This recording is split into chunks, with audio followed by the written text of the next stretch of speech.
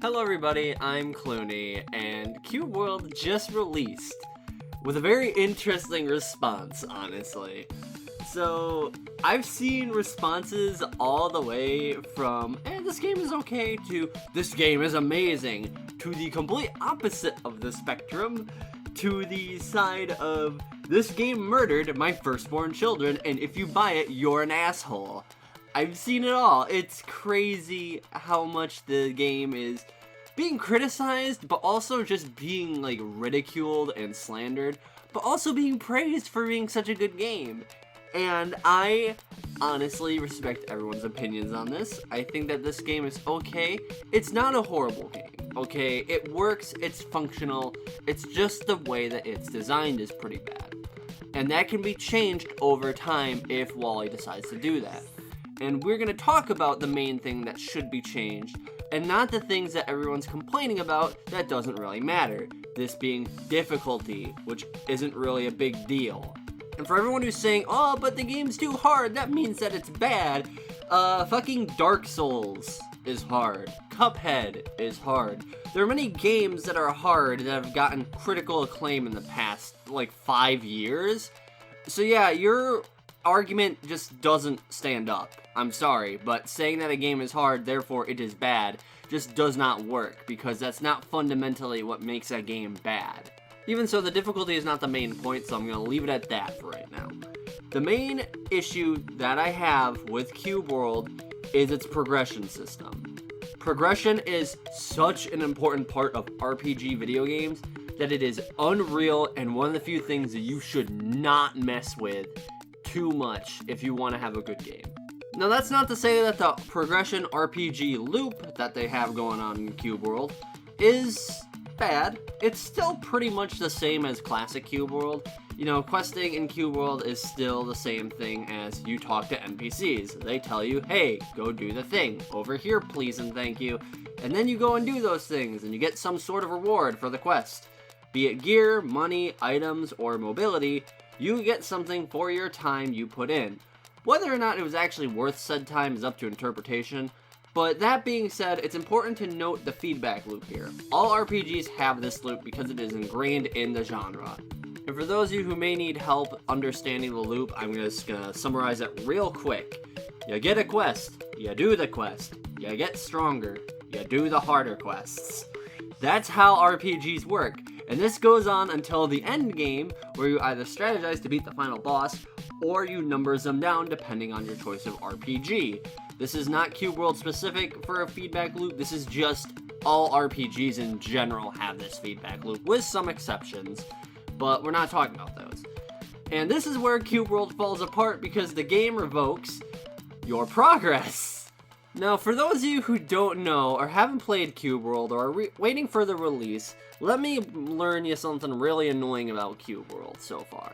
Now, I don't know if this is going to be in the beta for very long, or if it's going to keep permeating throughout the game's life cycle, but I am going to say this. The game revokes your gear when you go to a new zone. Let's just think about this for a minute. You get stronger through your gear. There are no level up systems in Cube World. There just isn't. There is a level up system, but it doesn't do much, and it's tied to artifacts, which is a completely different debacle, and I'll talk about that later in the video. But focus on the gear for right now. Your gear ties to how strong you are, how good you are at defeating enemies, how you're able to actually kill things, and what enemies you can actually take on. This is the most important part when the main part of your game is going around to packs of mobs and killing them for gear. When you can't do that, it becomes really hard, and it's really disheartening to see your epic gear, which is like purples and yellows, go from that tier to shit tier to grays and give you literally no bonuses because you decided to go into a new zone because either A, your current zone is really, really difficult, or you wanted to go into a new zone to farm different gear, maybe stronger gear that you wanted to come back for the new zone or the old zone, and then, you know, beat the old zone harder just so you could complete it. You know, things like that. But what we have instead is a system that actively discourages exploration outside of your starting zone. and this is the worst thing you could possibly fucking do to your game that is designed around exploration. It's so bad, I can't even fathom how he came to this conclusion. It's so bad. It's annoying as hell, and it's ass backwards, and penalizes you for exploring. But there is gear that lets you keep your stats outside of the zone. The problem is it's super rare, so unless you want to grind for it, have fun getting your shit pushed in every time you go into a new zone, even though you have literally epic gear from the last zone. It kinda sucks, and it's kind of disheartening, and it makes you not want to go into new zones, which makes the whole game feel a lot smaller and a lot more claustrophobic. And I know that people are going to immediately come at me and start running at me with this whole, oh, but it's fine, Clooney. It's totally fine.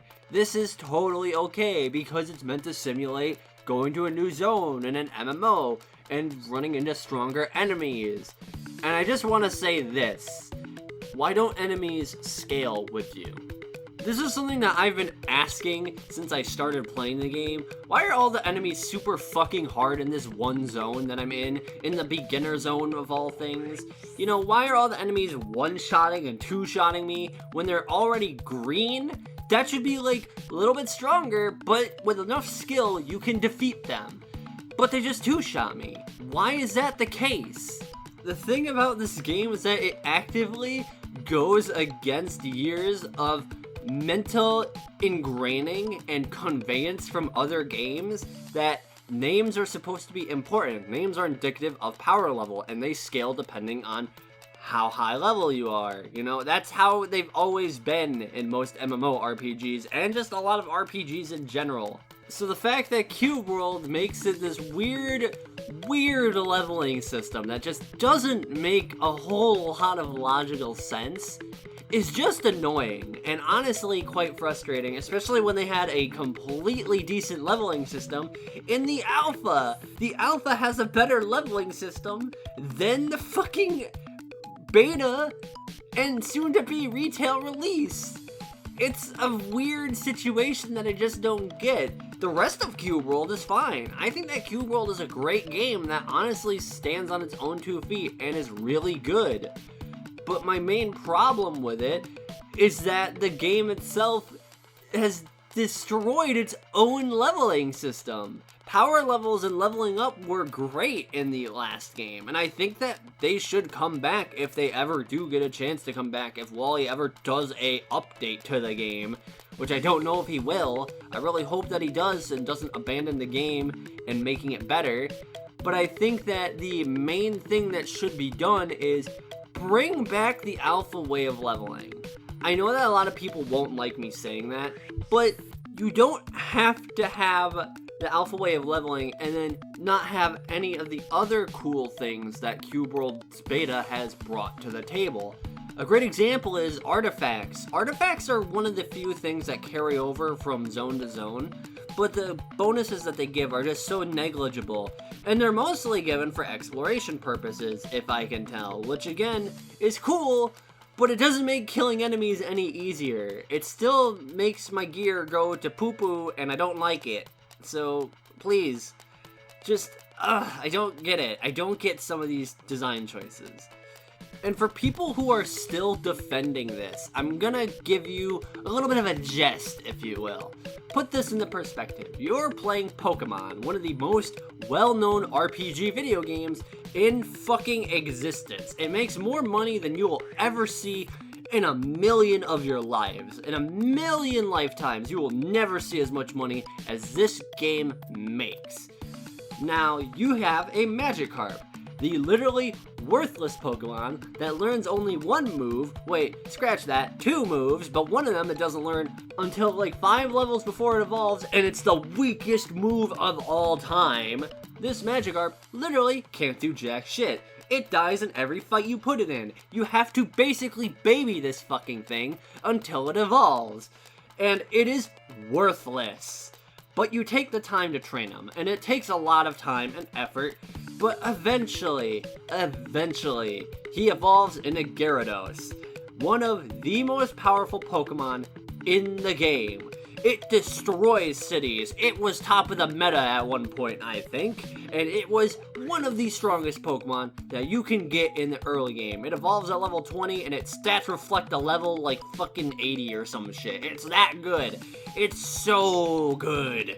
And you love it, and you cherish that Gyarados because you worked hard for it. It took you hours of killing fucking rats and caterpillars for you to get that Gyarados, but you finally got it.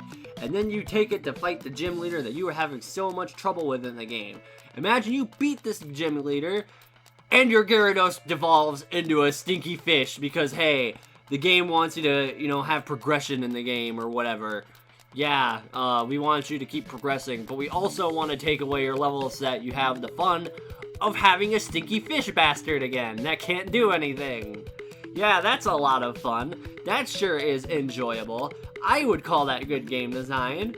I say sarcastically as I point and mock the people who are defending this really bad RPG mechanic that should not exist in a goddamn RPG video game that should not penalize you for exploring. And it sucks because this is a change that affects the entire game. In the alpha, you explore and you go and you fly to new biomes regularly. You want to go from biome to biome, finding new things to find. And there were a lot of changes that were pro-exploration and would have kept you in the zone for longer anyways, because of the fact that you would have had the ability to actually explore the zone. There were quest objectives, there were actually bosses that you could locate and find and track, and there were things that you could get in each zone. There were a lot of aspects to the game that have been added that would have worked very well on the alpha build. But to put it simply, you're not progressing in Cube World when you go to a new biome anymore. You're just going to the same zone with a different skin on it. And that's what kills Cube World for me. That's what makes this game not fun. And it's frustrating. And don't get me wrong, I enjoyed the part of the game that I played. I really enjoyed playing in my one little tiny zone and completing all the quests. I loved destroying the mana pump in the zone that I had. I loved going to the graveyard and killing the necromancers. I loved clearing the farms of bees that were attacking this old little farmer. And she was so happy that she gave me a crafting book, which gave me new crafting recipes. This is all good stuff, packaged into a game that has a fundamentally broken system that does not work for the game that it's actually representing. And for those of you who are watching to the end of the video and saying, hey, all these criticisms aren't really fair and this game took 6 years to make, you should be happy that you even got to play the game. That's not a fair and valid argument, okay? I don't care how long I wait to play a game and it finally comes out. If Half-Life 3, the one game that is in development hell for all of eternity, if Half-Life 3 came out and it was a stinky bad game and it was awful, I would be pissed off and very upset. And I would have been even more mad because I've waited for a game this long and it has a fundamentally... It's just a bad game, okay? If it was a bad game and I waited longer for it, I'm gonna be more mad about it. That's the problem with Cube World as a whole right now, is that we waited 6 years for this game. And the game that we got 6 years ago is better. That's the problem here. And that's the issue. And whether or not you agree with me on that, and whether or not, you think that this game is good or bad, we have to understand that the 6-year thing, it's irrelevant. It's irrelevant to the argument at whole. Because it doesn't change the fact if the game has a fundamentally broken system or not. It's still broken and it's still bad. But finally, I want to leave it off at this. So if you watched to the end of the video, thanks a lot. I really appreciate it. And I am honestly floored that you would take the time to watch this video, this whole 15-minute video of me talking about why Cube World is bad, fundamentally, and why this progression system is bad. But I do want to say this. I am really happy that you guys stuck around to the end of the video, and I just want to say this: if you're mad about Cube World, that's fine. If you want to criticize it, good, go ahead. There are forums that allow you to criticize the game. But do not go to Twitter, do not send Wally and his wife death threats, do not go and attack people and call them shills or awful people for playing this game and liking it, because that's not very fair. They have their own opinions, you have your own opinions. Whether or not the game is good or bad, it doesn't justify sending death threats and literally personally attacking people because you're mad that they're enjoying a game that you just don't enjoy. But with that being said, I want to give a thanks to anyone who's watched this far in the video. Jesus Christ, you watched about a 16-minute video of me complaining about a system and an RPG video game. Good for you. Be sure to like, comment, and subscribe for more, because I definitely have more games that I want to discuss. And I do want to talk about Cube World just a little bit more while I can, because I really do have a lot of things that I think the game succeeds at, and a lot of things that the game is very bad at.